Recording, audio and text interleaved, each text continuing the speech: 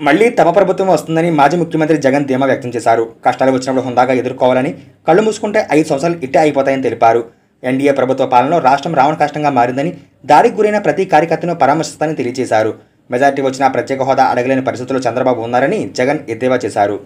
మళ్ళీ 2024 నుంచి 2029 కూడా అదే మాదిరిగానే కళ్ళు మూసుకుంటే 2029 కూడా కళ్ళు మూసుకుంటే వచ్చేస్తుంది. ఇది మనం గుర్తుపెట్టుకోవాల్సిన అంశం ఏమిటి అని అంటే, సినిమాలో ఓన్లీ ఫస్ట్ హాఫ్ మాత్రమే అయ్యింది. గతంలో కూడా ఇదే మాదిరిగా పరిస్థితులు ఉన్నప్పుడు కూడా మనం ఏ మాదిరిగా పైకి లేచాము అన్నది కూడా మీ అందరికీ తెలిసిన విషయాలే. అదొక్కటే మీ అందరికీ చెప్తా ఉన్నా. ప్రజల్లో ఈరోజు మనం చేసిన మంచి ఉంది, ఇంటింటికి మనం చేసిన మంచి ఇంకా బ్రతికే ఉంది. ప్రజల్లో ఈరోజు మనం చేసిన పాలన మీద విశ్వసనీయత అనే పదానికి అర్థం ఈ రోజుకి కూడా ప్రజల్లో ఉంది. గడప గడపకు మనం చేసిన మంచి ఇంకా ప్రజల్లో బతికే ఉంది. ఎందుకు ఈ మాట కూడా చెప్తా ఉన్నానంటే, రాజకీయాలలో అన్నిటికన్నా ముఖ్యమైన అంశం క్యారెక్టర్, విలువలు, విశ్వసనీయత. ఈ పదాలకు అర్థం తెలిసి ఉండడం రాజకీయాలలో చాలా అవసరం. రాజకీయం అంటే ఎల్లవేళలా అధికారమే కాదు. అధికారంలో లేనప్పుడు కష్టాలు ఖచ్చితంగా వస్తాయి, కానీ ఖచ్చితంగా కష్టాలు వచ్చినప్పుడు మనం ఖచ్చితంగా ఏ రకంగా రియాక్ట్ అవుతామన్నది మన చేతుల్లో ఉంది.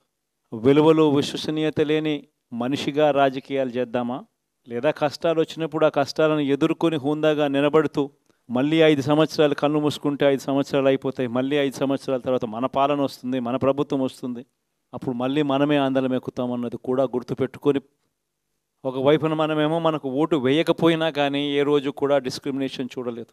అటువంటి వాళ్లకు కూడా మనం డోర్ డెలివరీ చేసిన ప్రభుత్వం పాలన మందైతే, ఈరోజు కేవలం ఓటు వేయలేదన్న ఒకే ఒక కారణంతో ఏకంగా కొడతా ఉన్న పాలన వీళ్ళది.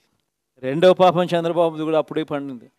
బహుశా కేంద్రం ఈ రకమైన కేంద్రంలో ఈ రకమైన పరిస్థితులు బహుశా ఎప్పుడు ఉండిండవేమో. ఈ రకంగా కేంద్రంలో 240 ఎంపీలు మాత్రమే వచ్చిన పరిస్థితులు, రాష్ట్రంలో ఏకంగా వీళ్ళకు కూడా ఈ మాదిరిగా మంచి నెంబర్లు వచ్చిన పరిస్థితులు, ఎన్డీఏలో మళ్ళీ చక్రం తిప్పుతా ఉన్న పరిస్థితులు. ఇలాంటి పరిస్థితుల్లో కూడా ప్రత్యేక హోదాను అడక్కపోవడం చంద్రబాబు చేసిన మరో పాపానికి కూడా మరో నాంది. కష్టాలు రావడం అన్నది సర్వసహజం. కష్టాలు ఇలా మనం ఎదుర్కొని నిలబడడం అన్నది మన చేతుల్లో ఉన్న అంశం అన్నది మాత్రం ఖచ్చితంగా రాబోయే రోజుల్లో యాక్టివిటీ లెవెల్స్ అనేది ఆటోమేటిక్లీ పెరుగుతాయి. రాష్ట్ర వ్యాప్తంగా ఉన్న కార్యకర్తలందరినీ ఎవరినైతే వాళ్ళు ఇబ్బందులు పెట్టారో ఖచ్చితంగా వాళ్ళందరికీ మనోధైర్యం ఇస్తూ వాళ్ళ గ్రామాలకు వెళ్ళి వాళ్ళకు తోడుగా ఉండే కార్యక్రమాలు చేసే కార్యక్రమాలు జరుగుతాయి. రాబోయే రోజుల్లో ఇంకా టైం గడిచే కొద్దీ ప్రజల్లోకి వెళ్ళే కార్యక్రమాలు ఇంకా ముమ్మరం అవుతూ పోతాయి. చివరికి ప్రజల్లోనే ఉంటాం. ప్రజలతో కలిసి పోరాడే కార్యక్రమం వేగంగా టైం గడిచే కొద్దీ మనము వేగంగా అడుగులు ముందుకు వేస్తాం.